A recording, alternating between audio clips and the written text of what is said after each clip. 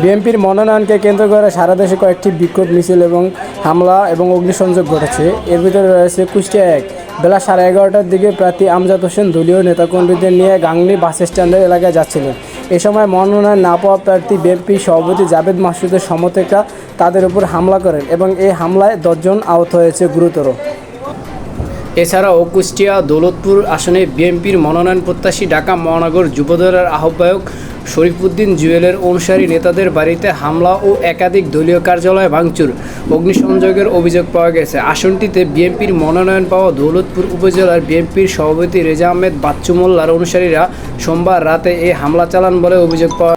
এছাড়াও চট্টগ্রামের মনোনয়ন বাদ পড়ার প্রতিবাদে রাস্তা রেলপথ অবরোধ করা হয়েছিল। স্থানীয় নেতৃবৃন্দকে দলের পদ থেকে সাময়িক বরখাস্ত করা হয়েছে। এছাড়া অন্যান্য জায়গায় রয়েছে যেমন মাদারীপুর ১, মাগুরা ২, সাতক্ষীরা ৩, নওগাঁ ৪, যেখানে মনোনয়ন প্রত্যাশীদের অবরোধ হরতাল বিক্ষোভ করেছে তারা সারা দেশে।